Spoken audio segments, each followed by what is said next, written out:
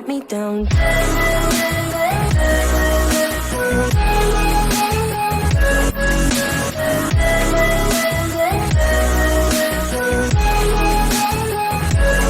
me down.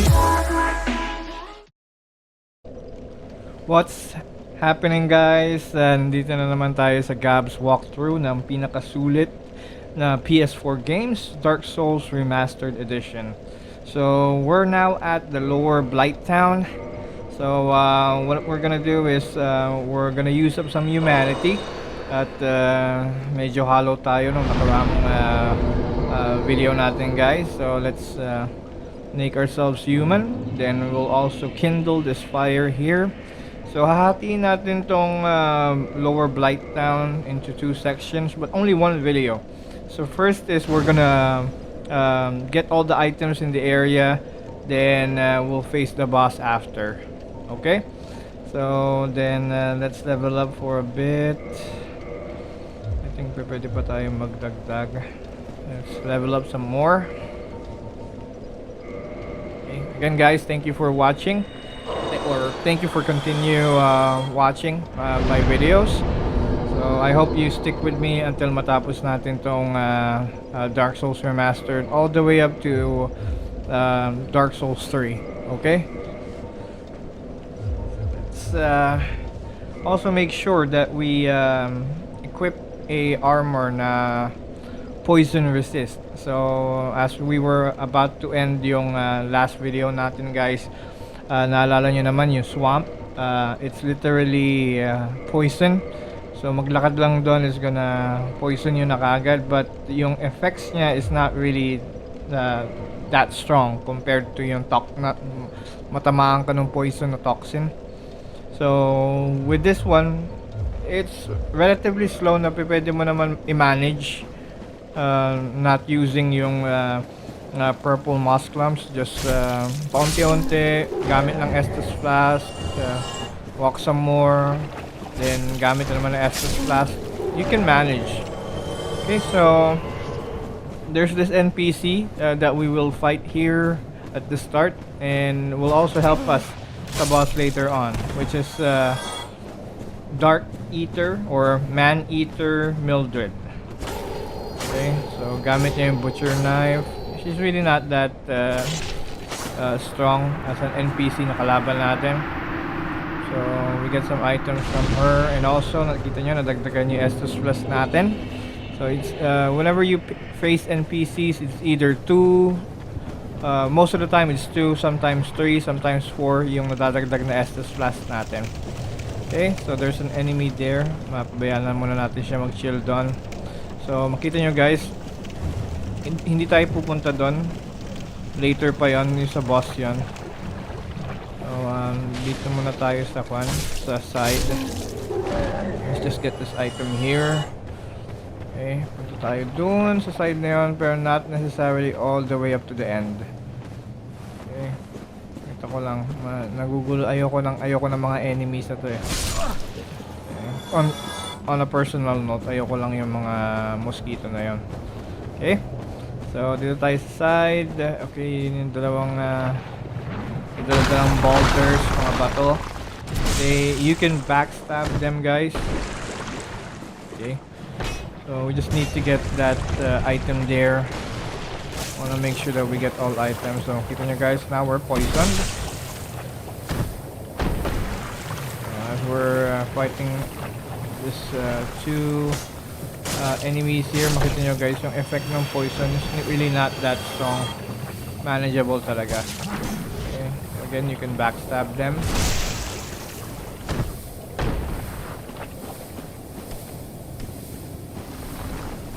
Napapansin nyo, guys, ba't hindi siya nabawasan? Nadagalan kanina siya ng bato. Well, yun yung sa animation niya. Siyempre, napatay mo sila, nabitawan nila yung bato. So therefore, napatay mo sila, hindi ka mata.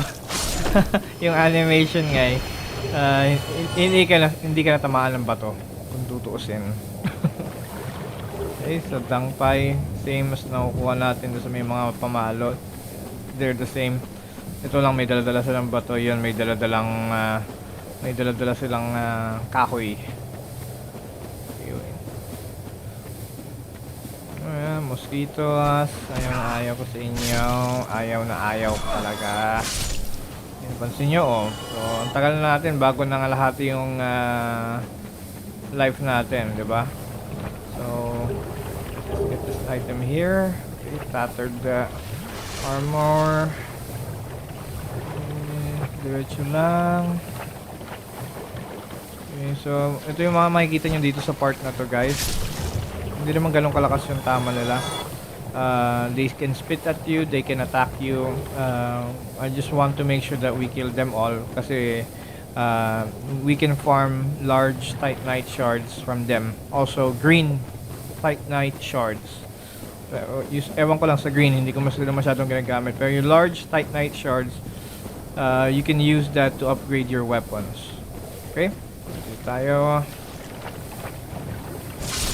Make sure that we do a full round or rounds area na to. Just make sure that we get all the items. Okay, one shot lang sila. Yun o, nag-spit siya.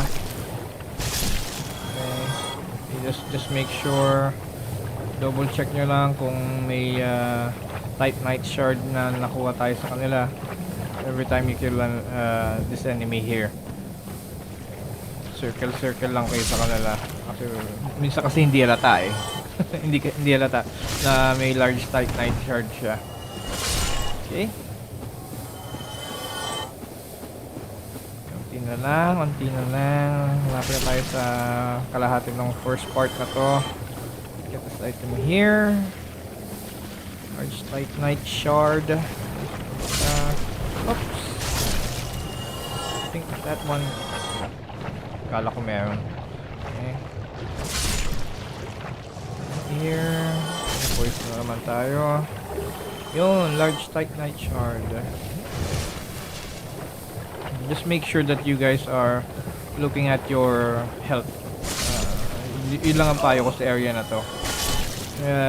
Very easy lang tong area na to. Just as long as you manage your health, manage your purple moss clump, this area is not gonna be a problem. Okay. Get natin yung server. Okay. Konti na lang. Then we'll after this first part, papakita ko lang sa inyo guys yung isang area na mamaya pa natin siya actually pupuntahan, but we need to get an item from that area na kagad. Medyo hard lang yung jump, pero kayang-kaya naman i-manage. Proper training or proper knowledge lang on how to make the jump. But sometimes it's hard, guys. Subukan natin gawin to the best that we can. Just na one time lang. No? Sana hindi tayo ma-deads or malaglag dahil sa gravity. Well, I'll show you later in a bit. Let's just wrap up this first part here. Okay, green titanite shard.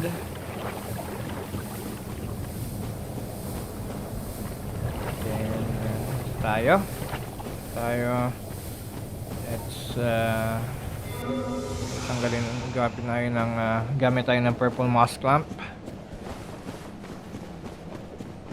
There's always that hissing sound pag nag-e-effect yung poison. Okay, so you see here guys, this is an illusionary wall. Just hit it. Get this item here. Don't be surprised, this is another illusionary wall. Just hit it. Diretso lang tayo. Okay, so nandito tayo sa The Great Hollow. Later on, we'll progress sa area na to, pero not muna ngayon. Okay? Ayan, may namatay na enemy, pahabol. So, let's light this bonfire here. Normally, mas maganda siguro na wag mag-rest, pero siguro dahil nga we don't want to risk na layo-layo na naman ang tatakbuhin natin. Let's light this bonfire or rest sa bonfire na to. Then also make sure that magbawas ka ng equipment na dala-dala mo. Kasi so yung jump mo hindi ganun kalaki yung bawas niya sa health mo. Then let's use up some of the souls that we got. Check natin kung pwede pa tayong mag-level up na isa pa. I think there's some souls na we got earlier. Pwede pa. Let's use them up. At least konti pa. Okay, I think this is good. Yes, endurance natin. I think we can make this jump. I think we can do this. Okay, make sure na gamit natin yung rusted iron ring. Ring of sacrifice. Rusted iron ring na lang. Okay. Guys. Make sure na walang nakahambala sa ating tatalunan. So, kita nyo yun guys. We'll be jumping to that area there para makuha natin yung Chlorantine ring. Okay. Kailangan lang sakto kasi sa unahan niya may butas doon. So, kita nyo yun, yung piece ng wood na yan. So, that's our marker. Then we run. And landed perfectly in jump. We got the Chlorantine ring. Kita ko lang sa inyo guys. Chlorantine ring.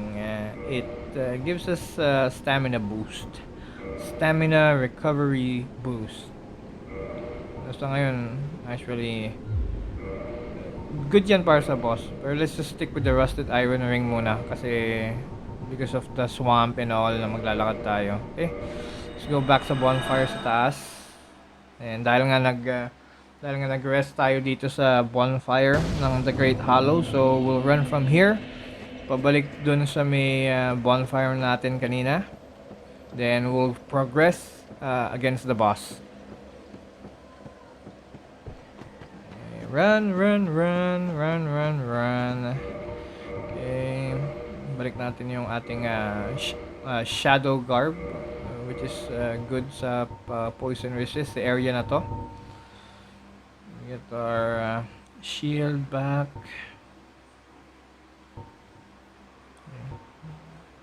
Maganda. Sige. Quest shield na muna. Okay. Let's go. Run.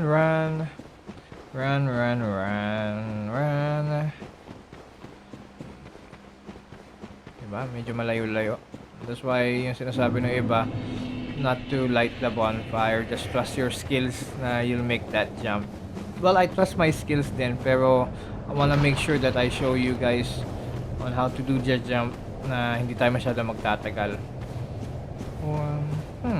You could also farm yung mga enemies kanina. Dahil nga nag-rest naman tayo, you could go back here, just farm them up for Titanite shards. Wag na lang siguro. Just advise, you can farm them, you can go back and just restart on how you manage to kill all the enemies and get all the items sa area na ginawa natin kanina. Just retrace your steps ba. Okay, so let's just rest at this bonfire here. Okay, then we'll go ahead sa second part on our way to face the boss area na to, si Quelag, sabi nga nila. So we're headed to Quelag's domain. So ang name niya dito is Chaos Witch Quelag. Huwag yun na akong i-kwan sa pronunciation. Ganun yung basa ko sa kanya. So pwede na lang i-google nyo na lang kung kan. So doon tayo mamaya, after natin matalo yung boss, doon tayo aakyat. Okay, on our way back to Firelink Shrine. So don't go to those enemies head on. Dito tayo dadaan. Medyo mahirap silang kalabanin sabay-sabay with all the boulders that they got. Dito tayo, surprise tayo sa loob. Dito tayo sa side dadaan.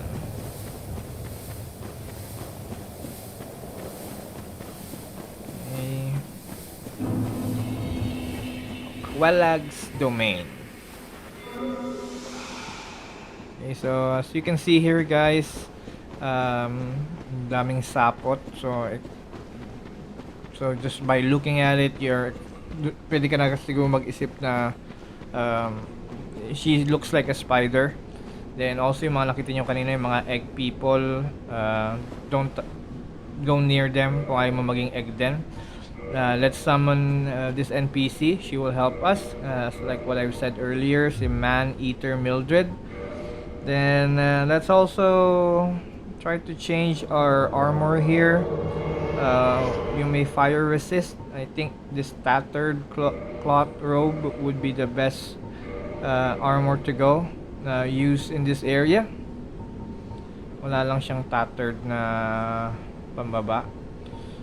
Let's just okay, yun na lang muna. Okay, so Man-Eater Mildred, kayang-kaya natin yan. Let's just remove these items here. Rusted iron ring, Florentine ring, at least boss kasi kakalabanan natin. Wait lang. Let's change up this shield. Let's use yung Black Knight shield. Mas maganda yung fire resist niya, 95.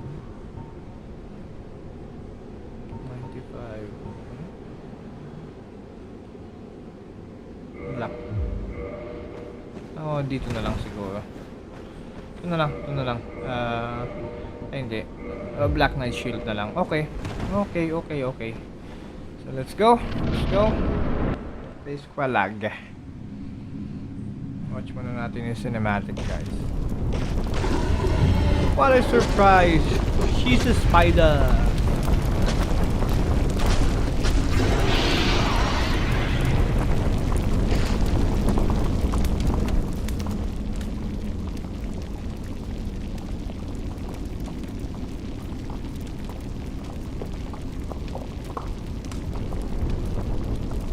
Spider na may apoy. Just make sure, guys, that you use your shield here. Hindi advisable na walang dala-dalang shield. Nakita ko lang yung mga kanya. Yun yung sumusuka siya ng apoy. Dumudura siya ng apoy, saka sumusuka siya ng apoy. So, yung dura, unti lang. Yung suka, madami. That's her weapon. May apoy yan. Pwedeng kalahati or pwedeng yung lahat ng health mo mabawasan with just one hit from that. Iwas lang. So yun, diba? Sabi ko niya, dumudura siya. I-spit siya ng apoy. Kanina suka. So yan yung suka naman yan, diba? Mas dami. And she also has yung bigla siya sumasabog. Yan. Make sure that you have your shield ready pag mangyari yun, or just back off and then ready your shield, kasi pag tinamaan kayo nun without a shield and you're near sa kanya, ubos ang buhay nyo kagad nun.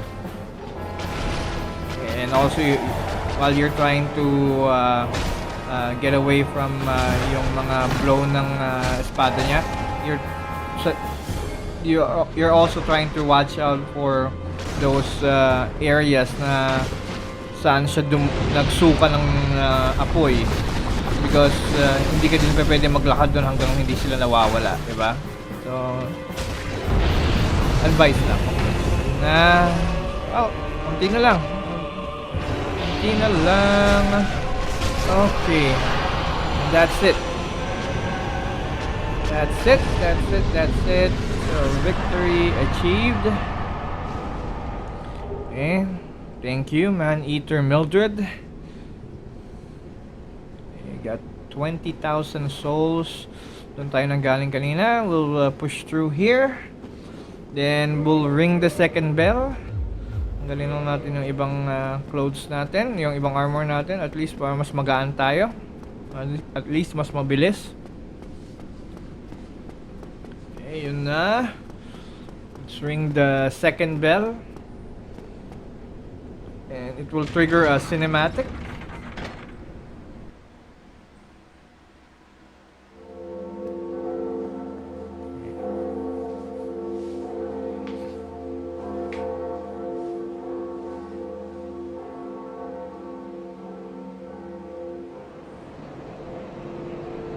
nyo guys yung Undead Parish. Then yun yung Sense Fortress, yung taas. Yung malapit dun sa Undead Parish na bonfire.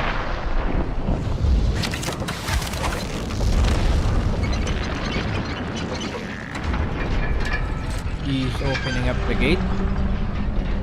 So after this area we can progress doon sa area na yon later on, now that it's open.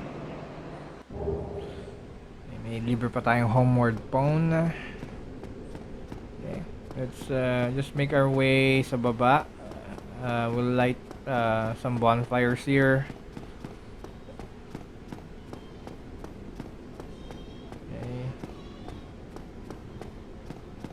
Then we'll also talk to the other version ni Qualag, yung nice version niya. She'll help us later. Okay, so sinabi ko kanina guys, don't come close to those egg people. Ito lang yung egg people na pwede kang lumapit. Assistant siya ni Qualag, or nice Qualag. Go along and have audience with our fair lady. I pray that you will mind your manners. Sorry na. Alam ko nagsasalita ka kaya tumigil ako. Okay, so he will let us in. He will help us with some pyromancy stuff. He also sells those pyromancy stuff. So dito, let's enter yung covenant nila.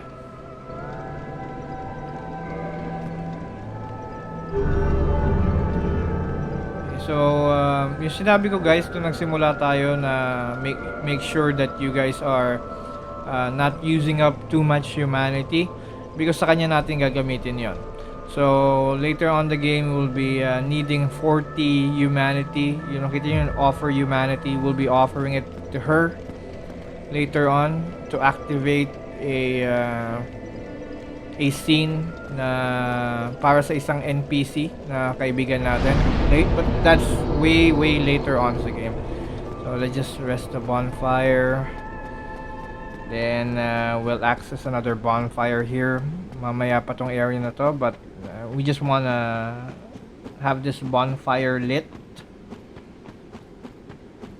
Okay, dito yung demon ruins. Okay, so let's just lit the bonfire. So siguro nilisip nyo bakit ko lang nililit yung ibang bonfires, yung iba naman pwede ako mag-rest. Why we need to lit those bonfires is after a certain enemy, yung matapos natin yung Honor Londo, which is later on the game, once we defeated the boss there, we'll get a certain item na will make our lives much easier na sa pag-travel from bonfire to bonfire. So once we finish that area, yung Honor Londo, and kill the boss, then we could warp from bonfire to bonfire. That's why dapat lahat ng bonfires elite mo para you can travel to that bonfire. If a bonfire is not lit, then you cannot travel to that bonfire. Okay, just to explain. Okay, so let's travel back dun sa initial bonfire natin kanina. We'll level up, probably level up natin yung endurance natin for a bit. Then next video natin will be I'll be showing you yung paano tumakas dito sa Blight Town, and headed our way to Undead Parish. Naka-Chloranthy ring pa pala ako. Rusted Iron Ring para improve yung footing natin. Dead man nyo lang yung poison guys, hindi siya ganun ka lakas yung effect. Just kill the enemy here. We're about done na sa area na to, but FYI guys, babalik pa tayo dito later on because we'll be headed to that areas at the Great Hollow. Okay. may friend din tayong tutulungan dito later on. Okay, so let's use up the souls here. Let's level up our endurance. Okay, 20 na siya. Okay, we're almost done. So guys, I appreciate you watching this part here. Looking forward to the next video. Stay safe. God bless. Thank you. Bye guys.